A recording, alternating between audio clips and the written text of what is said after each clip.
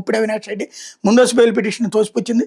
సజ్జల శ్రీధర్ రెడ్డి, చెరుకూరు వెంకటేష్ నాయుడు, వైకాపా మాజీ ఎమ్మెల్యే చెవిరెడ్డి భాస్కర్ రెడ్డికి మాత్రం కఠిన షరతులతో బెయిల్ మంజూరు చేసింది అన్నటువంటి వార్తని హైలైట్ చేశారు. లేకపోతే తిరుమలలో వైకాపా నేతల అరాచకాలు ప్రజలకు చెబుదాం, ఎమ్మెల్యే శ్రీధర్పై విచారణ కమిటీ వేయడం పార్టీ నిబద్ధతకు నిదర్శనం. జనసేన శాసనసభాపక్ష భేటీలో చర్చ. తిరుమల శ్రీ వెంకటేశ్వర స్వామి ఆలయంలో వైకాపా ప్రభుత్వంలో సాగించిన అరాచకాలు, కల్తీ నెయ్యి సరఫరా వ్యవహారాలపై ప్రజలకు పూర్తి సమాచారం తెలియజేయాలని జనసేన శాసనసభాపక్షం నిర్ణయించింది. అసలు నెయ్యి లేకుండా రసాయనాలతో తయారు చేసింది నెయ్యిగా సరఫరా చేయడం దుర్మార్గం అనేది భక్తుల మనోభావాలను దెబ్బతీయడంతో పాటు వారి ఆరోగ్యాలతో చెలగాటమాటమేనని అభిప్రాయపడింది అన్నటువంటి వార్తని హైలైట్ చేశారు. లేకపోతే పరకామణి కేసులో ఎలా రాజీ చేశారు, కౌంటర్ వేయాలని తిరుమల తిరుపతి దేవస్థానం హైకోర్టు ధర్మాసనం ఆదేశం. విచారణ ఫిబ్రవరి 5కి వాయిదా.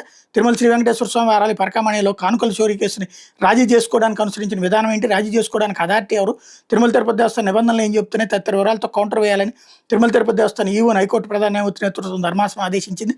ఇదే కేసులో సింగిల్ జడ్జి వద్ద విచారణ పెండింగ్లో ఉన్న వ్యాజ్యాన్ని తమ ముందు ఉంచాలని రిజిస్ట్రీకి సూచించింది.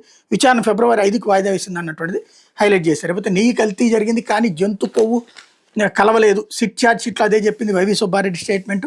అలాగే ముఖ్యమంత్రి చంద్రబాబు నన్ను టార్గెట్ చేశారు అంటూ మద్యం కేసులో జైలు నుంచి విడుదలైనటువంటి చెవిరెడ్డి వెంకటేష్ నాయుడు, సజ్జల శ్రీధర్ రెడ్డి స్టేట్మెంట్ ఇక్కడ హైలైట్ చేశారు. లేకపోతే